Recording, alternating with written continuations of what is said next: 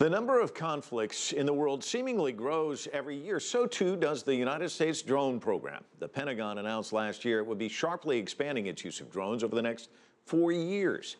The number of daily flights is expected to increase by 50%. Now that's leading to a new problem, a shortage of drone pilots. Karina Hubert joins us now with more on that.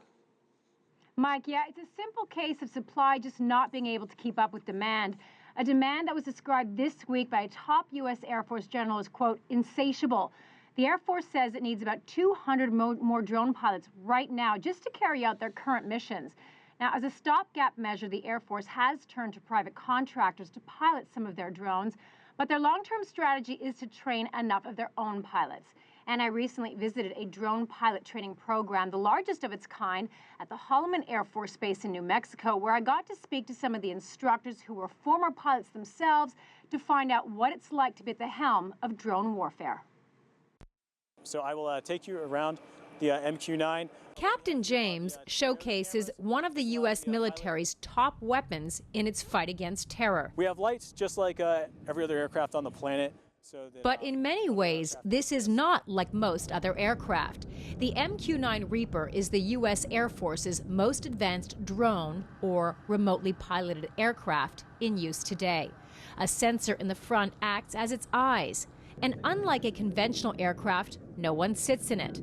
Pilots of the MQ-9 sit in so-called ground control stations that resemble cockpits, often housed inside trailers, on Air Force bases throughout the southwestern United States.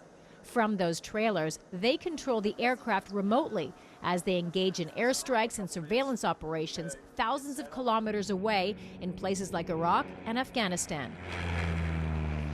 The Holloman Air Force Base in the Chihuahua Desert in New Mexico is a sort of boot camp for remotely piloted aircraft, or RPA pilots. Roughly 390 new pilots will be trained at this base to pilot RPAs like the one you see behind me, the Reaper. Now, the number may sound like a lot, but it's actually not enough. With the U.S. military increasingly relying on RPAs for surveillance and airstrikes, the Air Force now faces a pilot shortage. Captain James, whose last name must remain secret for security reasons, is training many of the new recruits. The biggest challenge in being an RPA pilot is maintaining situational awareness without the tools that a traditionally manned aircraft has. So, for instance, there's no cockpit to look out of. So our big challenge here is teaching the students to use the tools available to us in the ground control station to build and maintain that situational awareness. The Air Force has faced an RPA pilot shortage since at least 2007. It's reportedly had some difficulty in recruiting and retaining them. According to Lieutenant Colonel Stephen Beatty, part of the problem is fatigue. The manpower that we've had has been such that our crews are working 6 days a week, 2 days off, and continuing on a rotating shift like that through holidays, weekends, and everything. And they do that for 3 to 4 years at a time without a break. And so that just kind of wears on you after a while. It can also take an emotional toll. Just because they are thousands of kilometers away from the action doesn't mean they are disconnected from the mission. A Defense Department study shows that RPA pilots suffer from the same levels of post-traumatic stress syndrome as traditional fighter pilots. These crews will sit on a target and see the whole thing develop, or follow a convoy through the whole development, and you get a little bit more attachment, I guess, to the mission that's going on than a crew that just comes over and employs and goes home. Also, we stick around afterwards to do all the after information collection, so we see it through its entirety, and that can affect some folks. To deal with the shortage, the Air Force has launched a multi-pronged strategy. It is offering bonuses of $15,000 a year and lowering the number of missions from 65 to 60 per day to ease the workload. Some flight school graduates will also automatically be assigned to RPAs. And the Air Force is working hard to alter the image of RPA pilots. We're not a video game. We're not a drone. We're another platform at the Air Force's disposal to employ air power, and we're out there doing great work for our nation. The U.S. Air Force expects to overcome its shortage by 2017. Another problem that has made it difficult for the Air Force to retain its RPA pilots is that reportedly They're viewed as lesser than, say, the F-16 fighter pilots. Now, to be clear, no one on the base expressed this to me, but there have been reports that they have a lower status among their peers, and that, of course, can't help in recruitment and retention.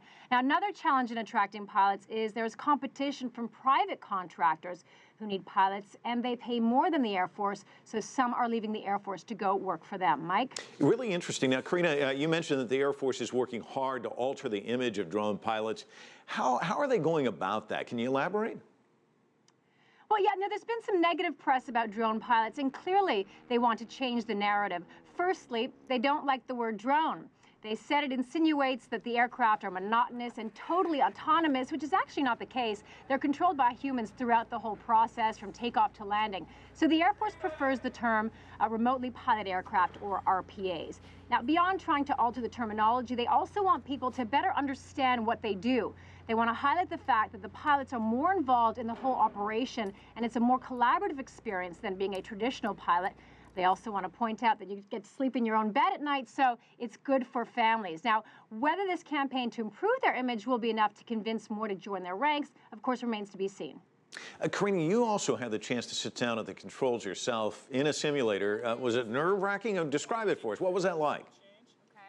No, I wouldn't say it was nerve-wracking, because it's not sort of a feeling where you're flying by the seat of your pants like you would in a traditional plane, because you're not actually in the air. But it also doesn't feel like a video game. I mean, frankly, things don't move as quickly as they do in a video game. But it sort of feels like you're in this bubble, and you're working with a lot of people. There's a lot of information flow. You're communicating with ground control. You're getting texts at the same time as you're controlling the plane. Essentially, your job as the pilot is to control that plane, and of course, to drop any missiles if directed. But you don't make that decision, of course. Somebody higher up makes that decision. You do have a sort of co-pilot.